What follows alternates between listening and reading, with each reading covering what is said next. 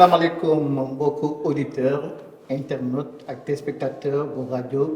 télévision municipale de Dakar ñoo seen émission jukki programme tey nag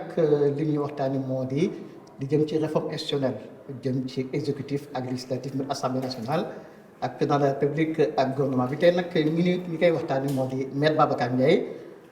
bu coalition Diomaye président ak ki nga xam ne moom mooy Pape Diouf toggal fii coalition Khalifa président kon ma bàyyi leen bi nuyu maître. asalaamaaleykum monsieur Mbodj kontaan di ñëw seen béréb bi di rajo municipal de Dakar di kontaan aussi di retrouver monsieur Diouf buy Khalifa président di seq moom waxtaan bu jëm si programme ba nga xam ne coalition Diomaye président moom la fas yéene incha allah su jëlee nguur gi doxal ko pour ñu am beneen Sénégal bu bees. Pape Diouf. maa ngi lay ziar di nuyu seen téléspectateurs ak auditeurs yi internautes yi di nuyu sama naataango di ñaan yàlla débat bi ñu fi def tey mu doon njëriñu askan bi. ñu taxalee waxtaan wi ak constat boo xamee ni yéen a ko bokk def mooy ñëpp sax def ko depuis des années moo di suñu régime boo xam ne la dañ jox doole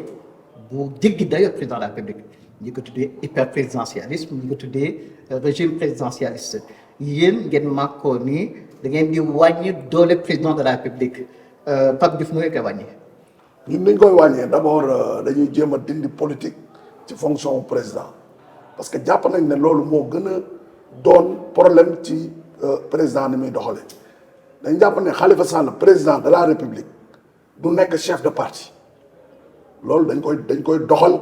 aussitôt parce que boo nekkee président de la République ñu fal la dañ fi nekk pour askan bi yëpp nekkoo fi pour parti bi la fal rek te loolu bu continuer day dem ba nga xam ne da ngay subir li ñuy wax le dictat bi nga xam ne mooy parti bi li nga xam ne moo la fi teg mais soo démissionné parti bi nekk président de la République di nga mun a jël hauteur di nga mun a nekk responsable bi nga xam ne yow yaa gérer le Sénégal dans son intégralité donc ñun mesure boobu vraiment bokk na suñu mesure phare yi nga xam ne teg nañ ko beneen bi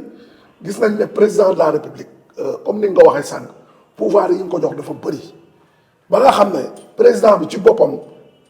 li ñuy wax séparation des pouvoirs moom mooy indi frein ci loolu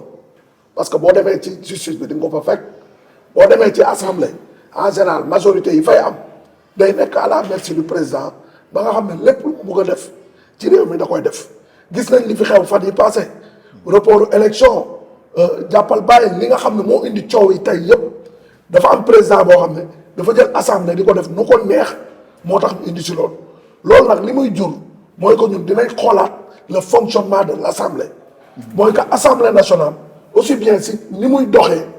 ak ni ñuy joxe poste yi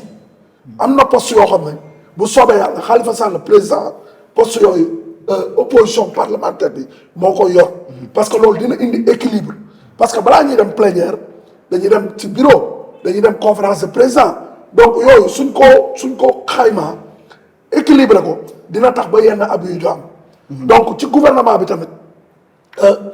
président dina comp ci li nga xam ne mooy ay pouvoir yi nga xam ne ñun dañu jàpp ne c'est exorbitant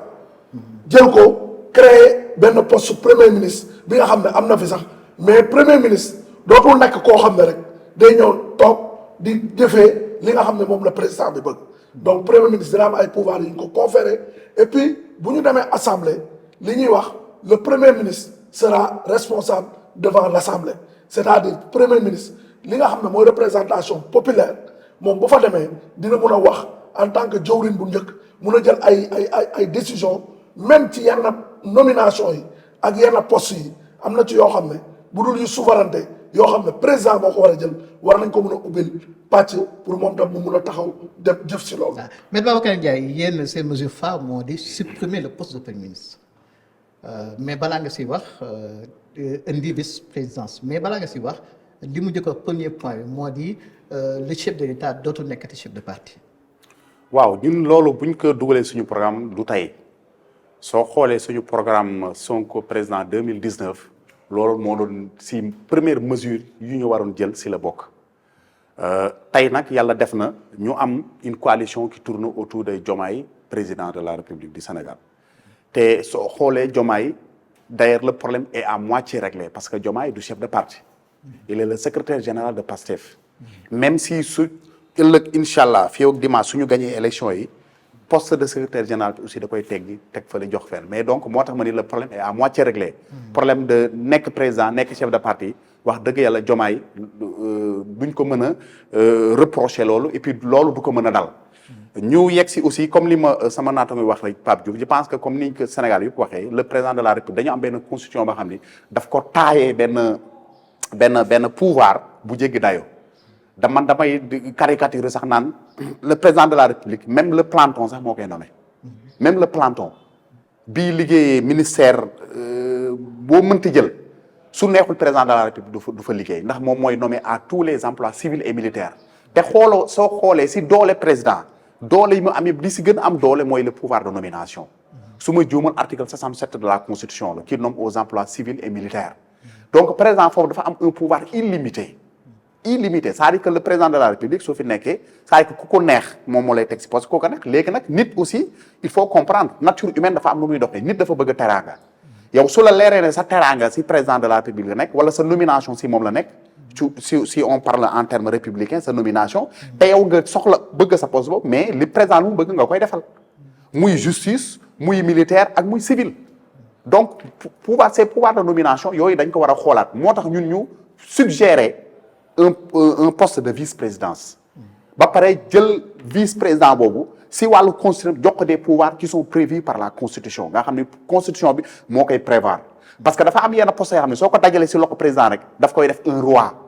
te on est dans une république on n'a pas besoin d'un roi te roi su roi mooy ka nga xam ne ses pouvoirs sont illimités te loolu moom mooy dem ba day am déséquilibre dans les institutions moom mooy tax dañuy nekk si benn système ba nga xam ni c'est-à-dire que yow exécutif rek ngay gis daanaka da nga naan judiciaire bi amul législatif yi amul même député yi sax suñu bëggee benn mbir dañuy dem ñaan ko président la te pourtant député yi pouvoir lañ yor mais pourtant les juges aussi pouvoir lañ yor mais da ngay gis ay juges yi nga xam ni dañuy seet lu neex président de la république seet lu mu bëgg ñu ko koy defal même su la nga fekkee loolu dëppoowul ak yoon mais parce que lu tax ñuy taxawee noonu c'est parce que aussi ñoom seen nomination ak seen poste ñuy yor si président de la république la dépendre je vous donne un exemple le président de la république avait fait une réforme sur la magistrature en 2018 su ma juumul 2017 mais réforme boobu lan la jox dafa jox président de la république mu def tous les chefs de cour mooy la cour d'appel ces chefs de juridiction la cour suprême est-ce que vous comprenez et tous les chefs de cour mu ni leen seen retraite ak la cour effectivement wax naa ko cour suprême seen âge retraite da koy yóbbu ba 68 ans xam nga loolu day indi benn déséquilibre entre les magistrats tous les magistrats savent que seen retraite 65 ans la mais su yokkalee les chefs de cour yóbbu leen ba 68 ans ça veut dire que yow tant que yaa ngi nekk chef de cour sa retraite day dem ba 68 ans mais soo nekkee par exemple président de cour d'appel le président de la république am lu mu bëgg a defaloo ko mais da lay dindi yow soo ne amee 66 ans su la teggee poste boobu da ngay dem à la retraite xam nga loolu genre chantage la genre c'est-à-dire que benn emprise la ba nga xam ni le président de la République daf koy am sur les chefs de ña nga xam ni seen rôle moom mooy seulement ñu nekkal fi droit parce que le juge son seul rôle c'est d'appliquer la loi telle qu'elle a été votée au niveau de l'Assemblée nationale. mais loolu tontu ñuy wax ni que c'est attelage bi ngeen def. président vice-président attelage bi circonstance la parce que en fait Diomaye mooy Sonko. waaw mais xam nga loolu lu koy teggi mooy c'est-à-dire que attelage bi lu ñuy def réforme constitutionnelle la te réforme constitutionnelle boobu dafa laaj liggéey ba nga xam ni loolu mënoo ko def ci 5 ans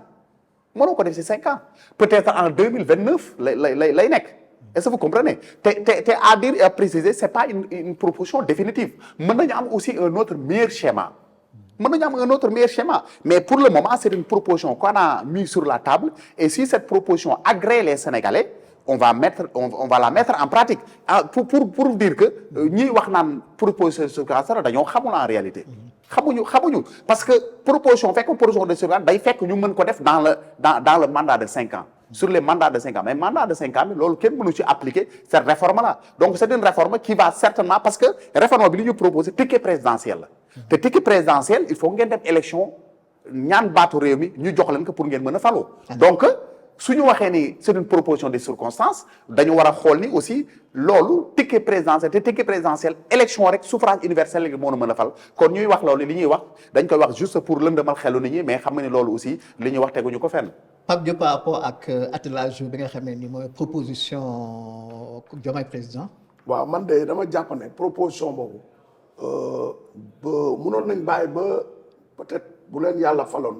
ñu dem am deuxième mandat ñu proposé ko parce que tey moo nekk au devant de la scène te xam nañ ne c'est pas applicable même si demain ñu nekkoon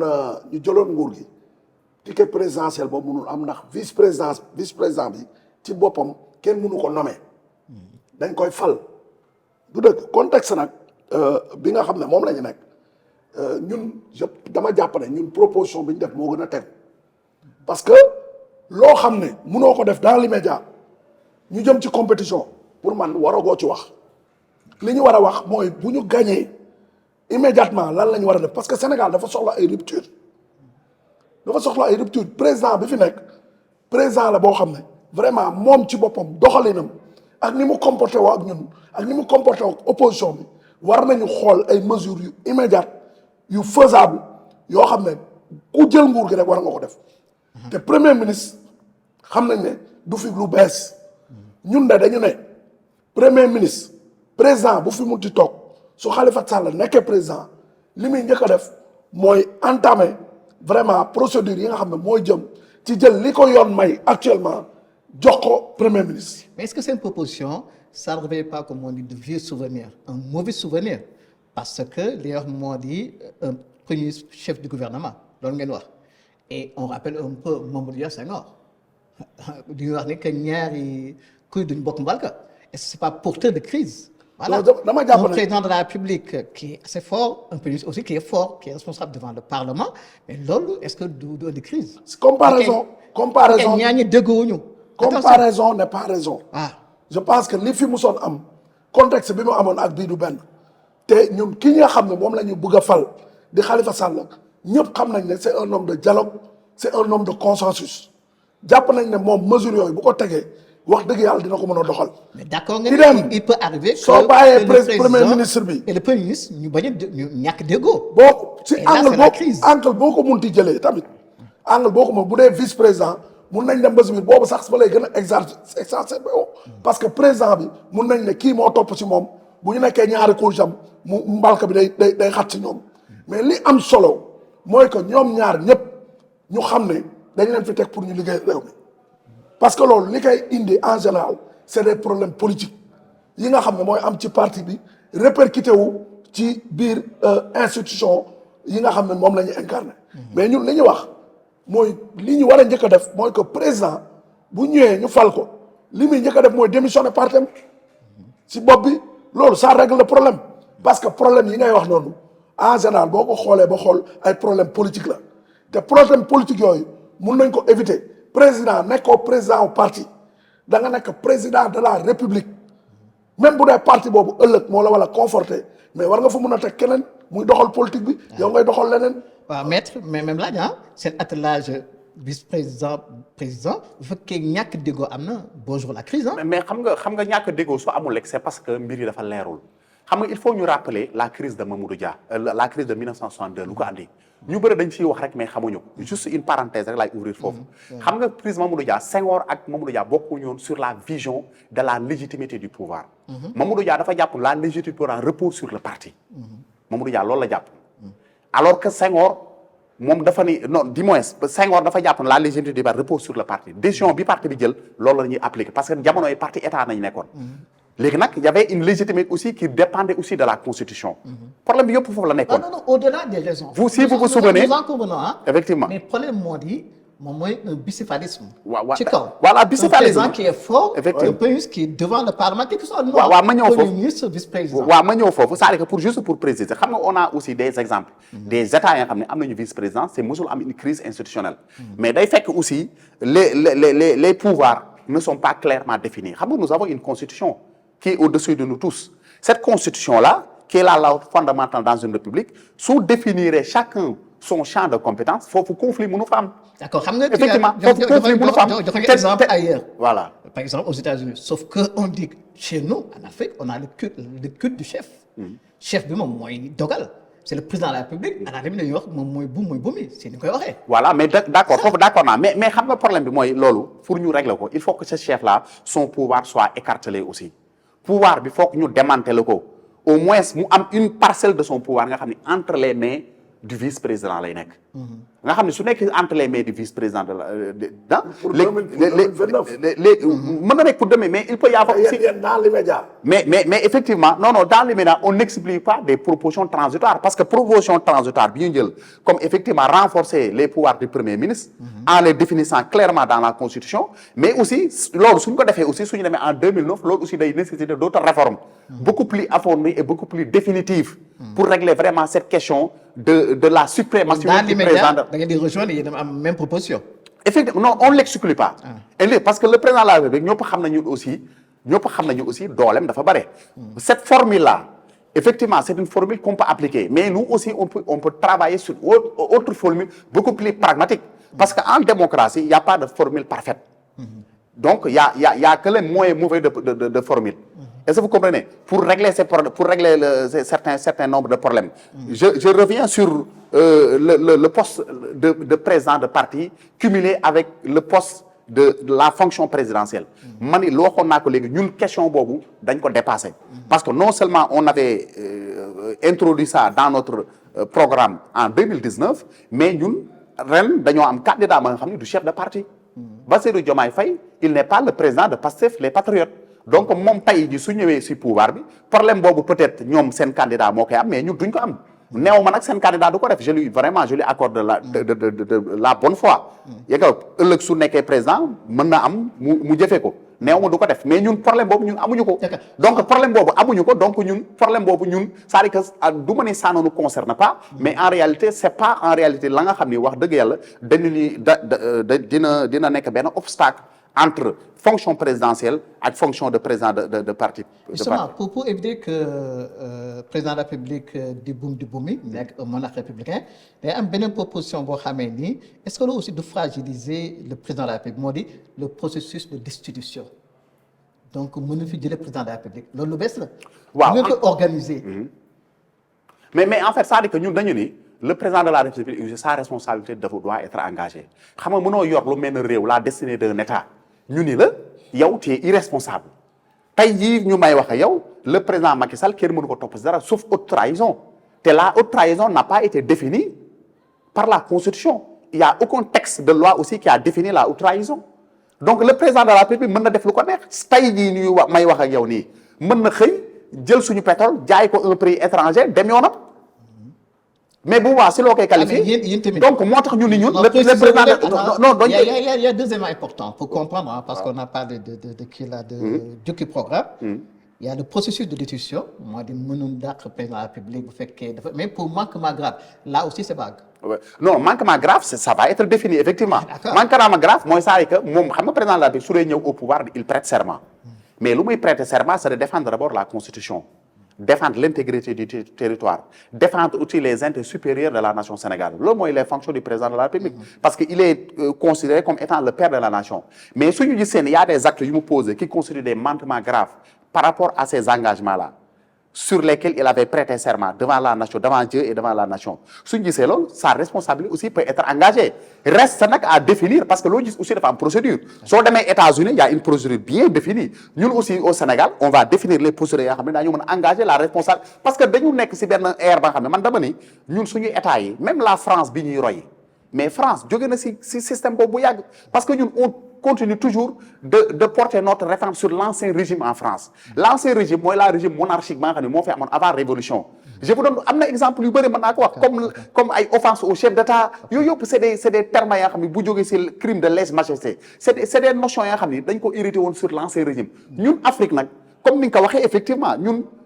dafa am ña nga xam ne dañoo bëgg pouvoir dañuy jàpp ni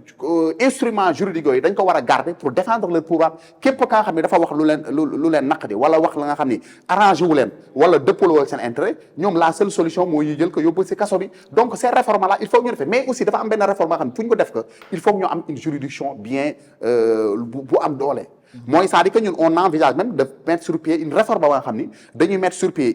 un organe juridictionnel ba nga xam ni mën na entamer même des poursuites sans l'aval du président de la République. D'accord. tey jii yow soo nekkee ministre wala kii nekk premier ministre wala keneen nekk directeur wala nangam s'il y a une enquête bu leeral yow am na ay njombe yoo fa def. Cette juridiction là mën na entamer des poursuites def ay enquêtes entamer des poursuites suñu jugé gis na yow tu es coupable des faits pour lesquels moom na lay toppee da lay condamner sans que président mën ci dara. Pape Diouf par rapport à la responsabilité du chef de l'État dégg nga proposition donc Diomaye président coalition bi yéen est-ce que da ngeen def ak processus mécanisme d'institution lu bees la ñoom li ñu wax yéen ci wàll boobu ban poñ boobu lu ngeen. waaw ñun jàpp nañ ne ñun yegguñu foofu parce que tamit président de la République du n'importe quoi. Parce que un président de la République il est élu par le peuple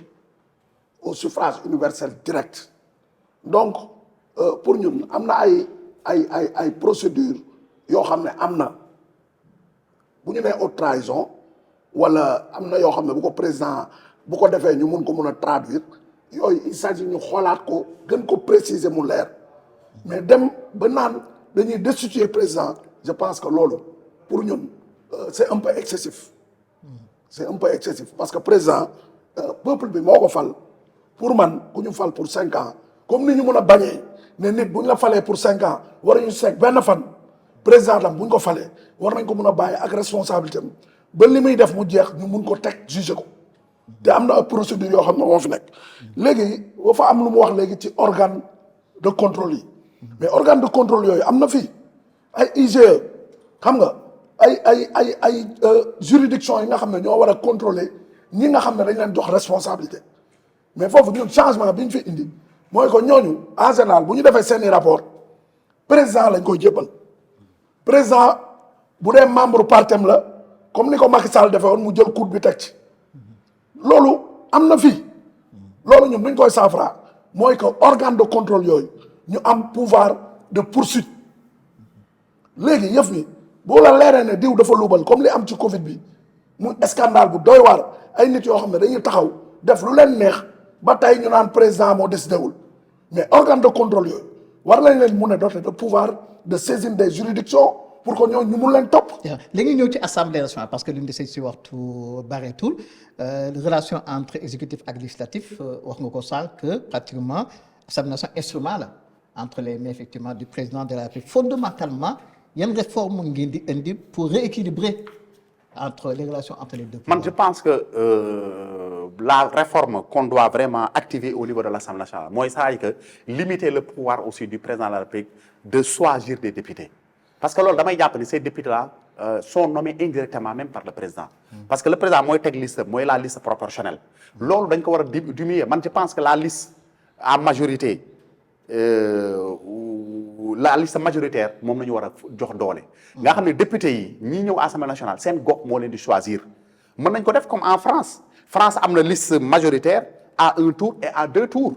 est-ce que vous comprenez soo demee sa gox soo fa daganee baatu askan bi suñ la votelee nga jàll soo amee benn nombre de voix bu si amuloo ko mën nga dem 2e tour. est-ce que vous comprenez man je pense que loolu war nañu dooleel mais suñu jëlee benn liste la liste proportionnelle ni président de la République sur mooy nommé les 80 députés là mu defe leen si liste bi bu boobaa ñooñu suñu demee assemblée nationale mais li président wax nañu wax lu mu waxul waxuñu ko loolu aussi c'est une question qui me semble fondamentale et qui mérite quand même d'être réglée. Sauf que effectivement président de la République pour gouverner il a besoin d'une majorité forte. D'accord mais la majorité forte effectivement le président a besoin de lui mais ñiy voté ñi aussi le peuple peuple bi jox président majorité mais peuple boobu moo koy joxal majorité mais majorité bi nag dafa am benn nuance mooy ça que majorité bi nga am c'est-à-dire que ne dépende pas de toi. c'est que majorité ba nga xam ne da ngeen bokk vision politique xam nga yàgg nañ fi gis nit mu ñëw nekk président wax ses vœux ñëw ba toog di doxal leneen mais bu boobaa nag le seul frein moom mooy les députés. yi nga xam ni base bi moo leen nommé ñooñu bu boobaa qu'ils sont nommés légitimement parce que xam nañu suñu demee assemblée nationale am benn taxaw ba nga xam ne taxawuñ ko suñu delloo seen base kenn du renouveler seen suffrage léegi nag pour sàmmonteeg li ñu diggaale ko askan wi suy ñëwee assemblée nationale président bi su bëggee jaar dañu ko président waxoo woon lii Sénégalais yi lii nga waxoon Sénégal ñun si ligne boobu dañuy nekk. D'accord. Donc réforme boobu man je pense que c'est la seule réforme qui vaille quand même d'être kii pour revenir à mon ami ils disent que effectivement il y a des contre-contrôles mais dafa fàtte ne tous ces contrôles là sont sous le contrôle du président de la République. Est-ce que vous comprenez? Il y a des réformes mais je vous donne le cas de Brésil. Brésil pourtant le président est élu au suffrage universel. États-Unis, le président est élu au suffrage universel, mais dans tous ces pays-là, il y a des pouvoirs de destitution. On ne remet pas en cause le suffrage universel. Mais aussi, dafa fekk aussi dañu nekk monde ba nga xam ni on n'est pas dans le monde des royautés. On n'est pas le kii lu mu tudd sax dans le monde des pouvoirs absolus. dañu nekk si monde ba nga xam ni nit ki ak fu échelle de responsabilité boo mën di toll sa responsabilité aussi da nga ko dafa war a engagé wu. mais mënoo nekk président de la République di def lu la neex di wax lu la neex te dara doo si fekk aussi. Pape Diouf ñun dañu war a dépasser ce stade là. Pape Diouf fondamentalement naka ngeen di jëlee ay matuwaay ay coppite ba nga xam ne ni da ngeen di changer les relations jusqu'ici entre président de la République ak assemblée nationale. waaw je pense que loolu moom liñ ci war a wax ci tànnin bi la parce que député am na noo xam ne noo ko tànnee mu yaakaar ne président moom moo fi teg comme lii di am fii actuellement keroog bi ñuy voté loi d'amnistie bi nga xam ne moom moo leen arrangé tey gis nga ni mu doxee benn décision la bu jóge ci kaw ay nit waxtaan xam nga yónnee ko gars yi réfléchir uñu sax dañ ñëw rek voté xooluñu sax conséquences yi mu am du dëgg donc yooyu pour éviter ko ci tànnin bi la tànnin bi tam quelque part mun naa ko rejoindre ci ñi nga xam ne noonu la ñu tëggee entre liste proportionnelle bi émanation bi ak légitimité bi tey ñi nga xam ne ay gox ñoo leen fi teg ñu boo xoolee sax ñoo ëpp légitimité ñi nga xam ne ñoo nekk sur la liste nationale donc loolu mun nañ ko rééquilibrer ba mu nekk 60 wala 60% ak 40% loolu benn la beneen bi mooy li ñuy wax vraiment composition assemblée bi bureau assemblée am na ay clé de répartition yoo xam ne bu ñu ko defee parce que tey bu ñu examiner ay loi day jaar ci bureau de l'assemblée conférence des présidents mais su dee majorité bi automatiquement poste yëpp da koy jël lu mu bëgg a jàllale day yomb si moom loolu war nañ ko xoolaat ba mu teg ay quota yoo xam ne ala kulli alin vraiment opposition bi ñoo koy yor ay postes yoo xam ne dañ koy déjee opposition bi su ma jëlee lu mel ni par exemple questeur da ngay gis assemblée nationale questeur bi ak adjoint bi yëpp jóge ci même camp loolu ay abus lay indi mais nañ ko def systématiquement que questeur bi tey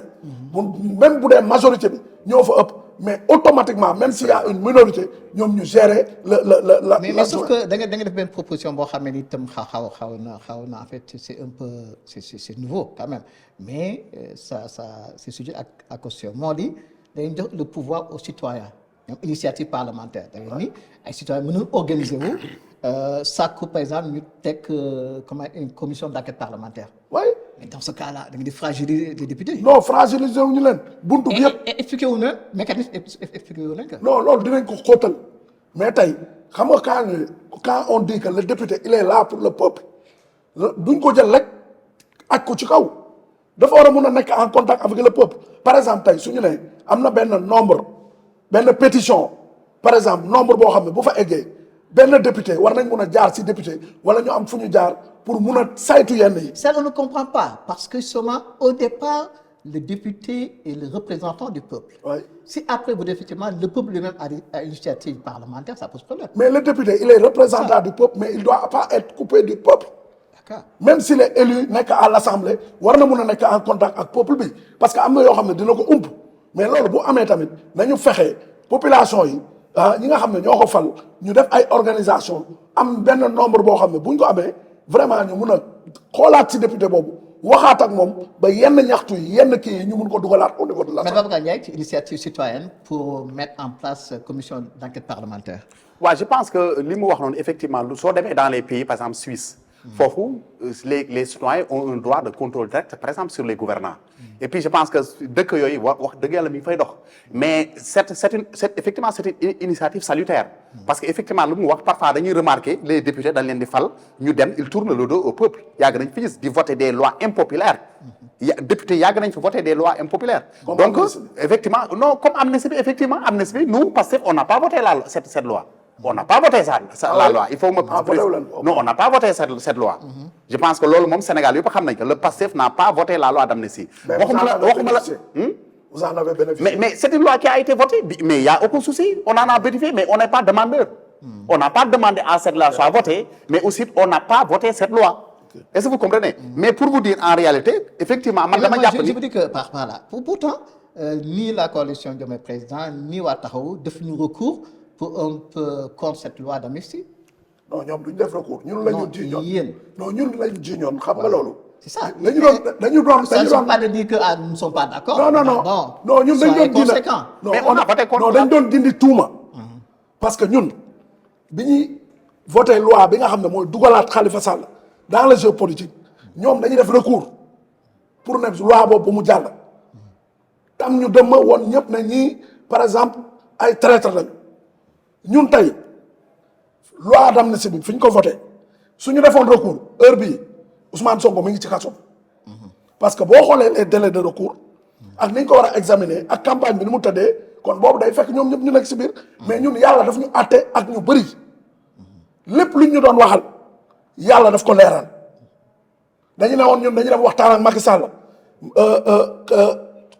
Barthélémy Dias dafa dem wax ak Amadou Sall ñu ne loolu compromission la ñoom seen gémmiñ seen candidat Diomaye moo taxaw ne moom gis na Amadou Sall te moo ko sàkku ñu ne ñun dañu bëgg a amnistie yàlla dogal ñu defaat leneen lu bokkul ak amnistie ba ñun ñu dugaat dans le jeu politique ñi nga xam ne bindoon nañ ci yeew yi ne dañuy def tout pour Khalifa Sall nekk candidat bi Khalifa Sall nekk candidat ñoom seen bopp ñoo dem recours pour bu mu nekk candidat. Donc ñun loolu yëpp am na fi terewul li ñu doon tuumaal yëpp ñoom def nañ ko te fi ñu doon li ñu doon tam yàlla dogal na loolu yëpp. bañuñu ku ñu tam dëmm mais kenn duñu fekk. ñu jeexal ak débat bi. waaw loolu aussi foog ma tontu ko quoi. xam nga yëkkati na tous les PC de envoyé ko Pastef mais xam nga les Sénégalais ñoo jugé te Sénégalais xam nañu xam nga ñun on est un parti on a des leaders qui assument leurs actes.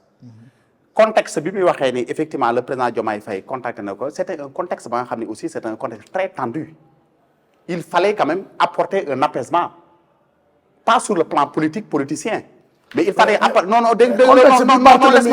laisse-moi ma foofu dinaa fa ñëw.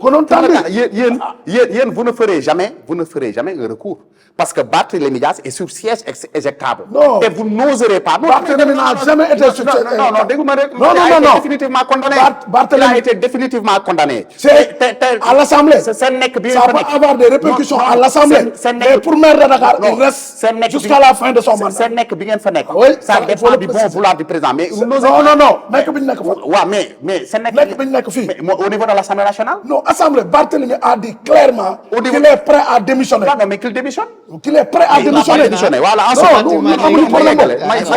mais xam nga ñun on est un parti on a des leaders qui assument les actes qu'ils posent. Mais assume passé wu nga dem dialogue national dem au niveau de la présidence bëccëg.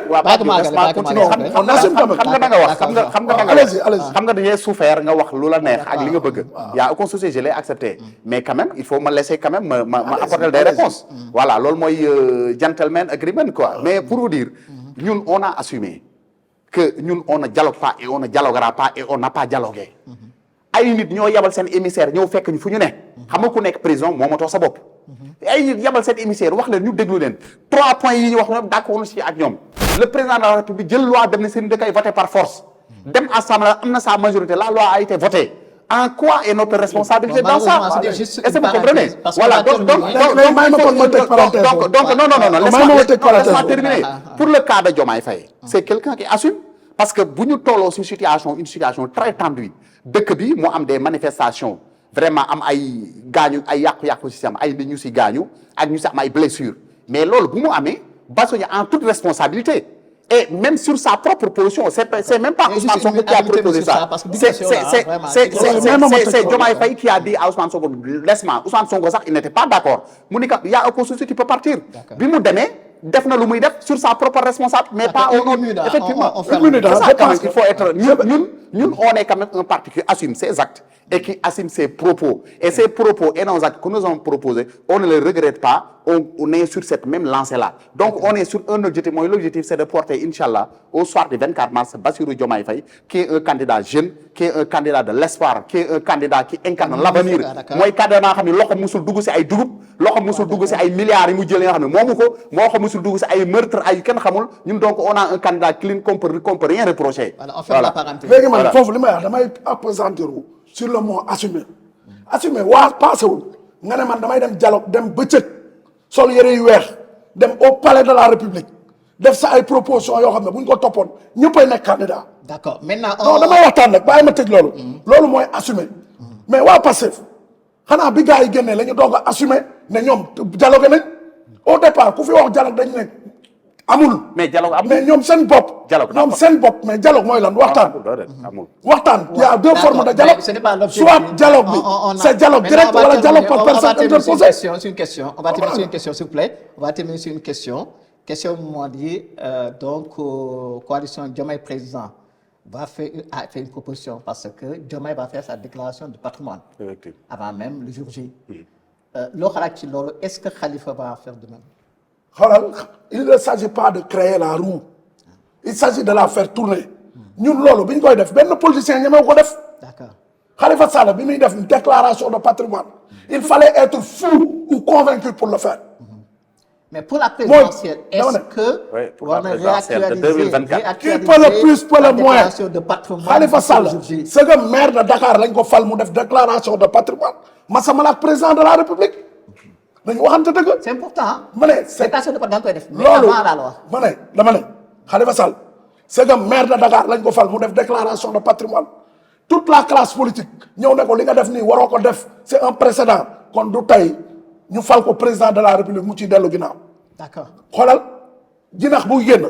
bi njëkk a génn la ñuy ne jinax baa ngi nii beneen bu ci génn la dañuy ne beneen la. Non, je reformule la question. Loolu moom ku ko def rek. Non, c'est important. dama ne loolu ku ko def rek ñun nga ci topp. C'est le moment, Pape, c'est le moment. Est-ce que avant le jour J, avant élection, pas après hein, ñu fal ko avant le jour J, Khalifa Sall mën na def sa déclaration de patrimoine. Khalifa Sall tey mën na def déclaration laaj ma lu tax. Parce que bi mu ko defee dafa di ut un jury d'honneur dem devant les juridictions consigné ko. bi muy dugg def ko def bi muy génn mu def ko. biñ ko destitué injustement ñu ngi wax dugub ak ceeb ñu ngi sant yàlla. gis nga ku mus a gérer yow la ñuy waxal mais koo xam ne musoo gérer sax service. dafa taxaw rek dafa mel ni ku doog a juddu rek taxaw tàllal sa loxo ne sama loxo dafa set. Maître Babacar. loolu day wane ne nit ki amul expérience. xam nga ñun on a un candidat. Est-ce que les gens ne vont pas se dire que finalement cette proposition-là elle est démagogique, ça le fait que da nga def déclaration de patrimoine. waaw mais xam nga le président Bassirou Diomaye Faye dafa nekk ci benn secteur maa xam ne ñoo ko xam ne c'est un secteur très sensible mooy au niveau dans le secteur fiscal et domanial. xam nga secteur boobu nañu waxante dëgg rek fii Sénégal ñi bëri ñuy liggéey dans ce secteur-là c'est des gens qui se sont enrichis indûment sur le dos des contribuables sénégalais. mais moom rek ak président Ousmane Sonko ak ñenn ñu mel na ñoom ñoo sañ yëkkati seen loxo ni nekk naa fi 15 ans te kenn mënu ma reprocher benn fitti ba mu fi jël. ku mën def loolu ku mën loolu na def. je veux dire que est-ce que vous comprenez. donc moom su ko neexoon par exemple fi mu nekk. la constitution. waaw peut prévoir une déclaration de patrimoine jusqu'après l'élection.